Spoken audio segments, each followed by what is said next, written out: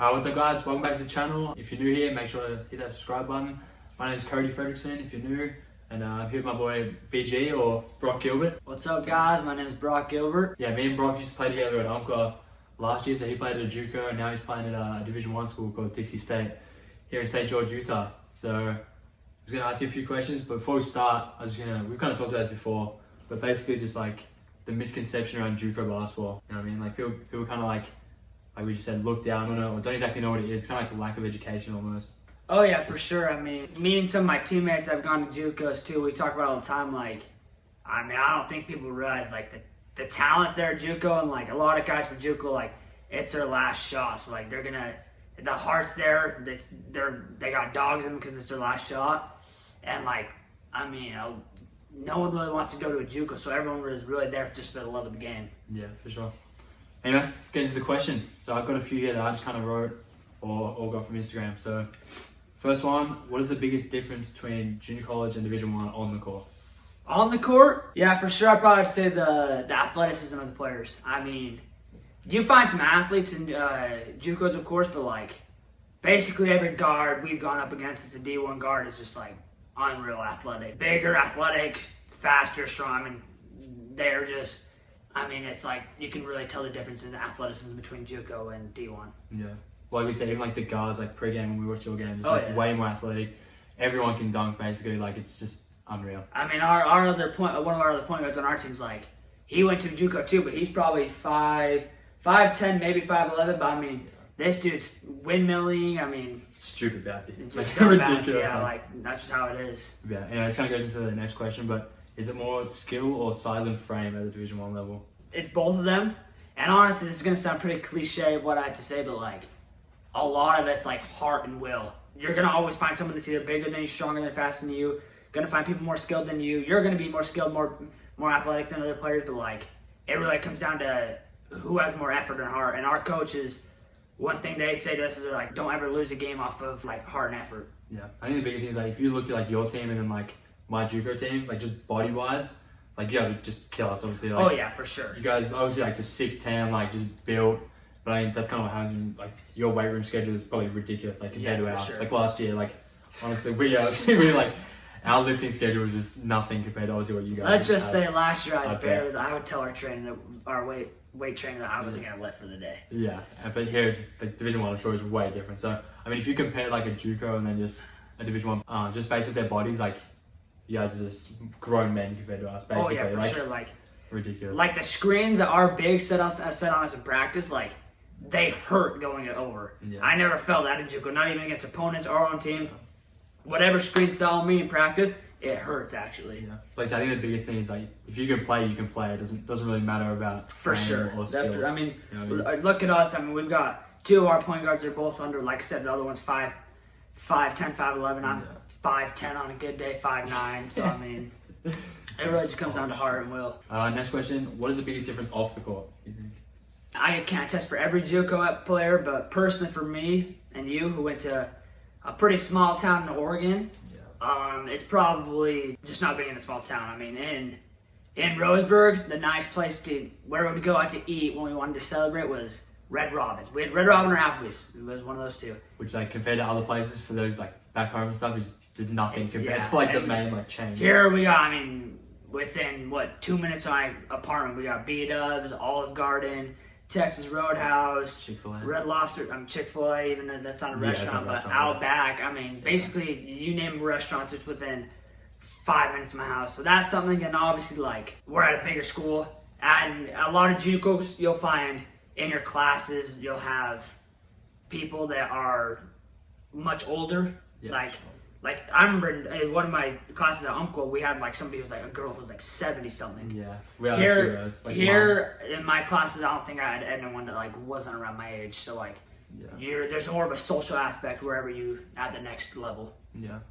So what does a typical school and game day look like for you? Just kind of break down like school and then. So for a school day, we have weights from 8 to 9, and then we'll have. I this last term I had class from 9 to 9:50, 10 to 10:50.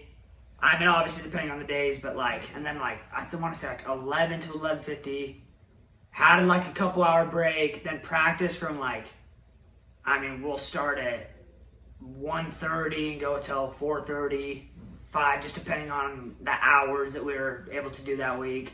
Then we have to go to study hall after that, and then we got go home, do homework. So yeah, it's a busy day. And then game days wise, obviously we'll say we don't have school. We got shoot around at some point in the morning around like 9ish. We'll have, before that, around like 8ish, some of the times we'll have like kind of like a stretching rehab kind of day. Then shoot around, and then we'll have a film session, and then we'll have a pregame meal, and then we'll come back for another shoot around, and then we're into all of our pregame stuff. Yeah. That's one thing I think is like kind of the same. Like no matter where you go, whether it's Juco or Division 1, like a game day or a school day is like basically the same. Yeah, like, you're gonna have your shoot around, you're gonna have your pregame meal, you're gonna have your film sessions. Those are all around the same. Because like for us, it was just basically, for us, like obviously we don't have school at the moment, it's all online, but we had like class in the morning, then you have practice, like lifting, and then after that we'd go home, cook whatever it was, and then like that's basically the end of the day. We didn't have study hall, but a lot of like other schools do. Yeah, even like the girls team at Umpqua study hall the guys team at Umpqua usually has a pretty good GPA, so until the GPA is needed for study hall, he doesn't make you do that. Yeah, and then game day, like we don't have game shifts, we haven't started like our season and stuff, but like I said, it's basically the same. There's not really a lot of difference. Next question, how much gear do you guys get?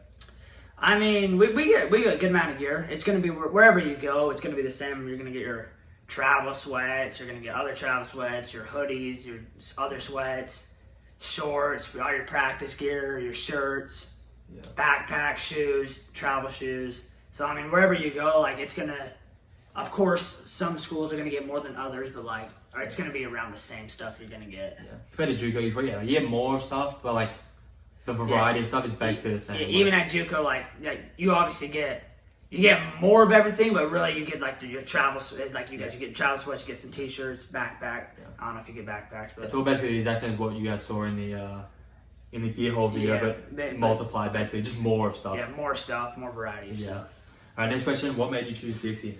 What made me choose Dixie? To me, the whole D1 thing was never really a factor because I believe, and you ask any person who knows hoops, you're gonna find D2 teams are really good, just like D1 teams, and D1 teams are not as good as D2 teams. We're a really good team. I love like the winning culture they have here. The coaches prepare us and have our mentality. Like we believe that we can win every single game, and the competitiveness of our coaches and the team, and that's really why. It's just a winning culture. They've been a winning program for a long time. Yeah, well, didn't you say like they started in Juco, like Dixie? Yeah, Dixie started in Juco. It's been D2. It's D1. Our head coach he has like over like I want to say 500 something career wins. I think he's like the winningest coach in Utah or something. I don't know for sure. Yeah. But so he's a winning coach, and everything that we do is really, we basically have it basically lets you like be a basketball player. It's free flowing. We run a lot of stuff that is similar to stuff we ran at Umpqua. So yeah. Yeah, perfect. Do you feel more pressure at Dixie than you did at Umpqua? In a sense, yes. Obviously, because like it's a D1 school, you're going up against better competition D1 wise. But at the same time, no, because like I don't really feel pressure because like I know I put in the work and I'm good enough to play at the level. Yeah. So if I didn't feel that way, then I'd be like, oh crap, I don't want to mess up. But like I feel like I prepared myself enough to be able to play this level to not feel the pressure. Yeah, good. And then last question: do you get free food or do you have to pay for it? No, well like during the school days and stuff, no, we just all make our own food and such. But like when we go on, when we travel, everything's like. They'll order right now because of COVID. Like they'll order the stuff to the hotel rooms, or they'll get our pregame meals like sent to the school first. So those no, but like as far as like a regular school day, yeah, we're paying for all of it. Well, like we're getting all of our own meals and fixing them. But anyway, that's it. That's all the questions I have. If you have any questions, no, you good? I don't have any questions for myself, buddy. Yeah. So that's basically it. I hope you guys enjoyed, and stay tuned for the next video. Make sure to subscribe. Yes, sir. Make sure to subscribe.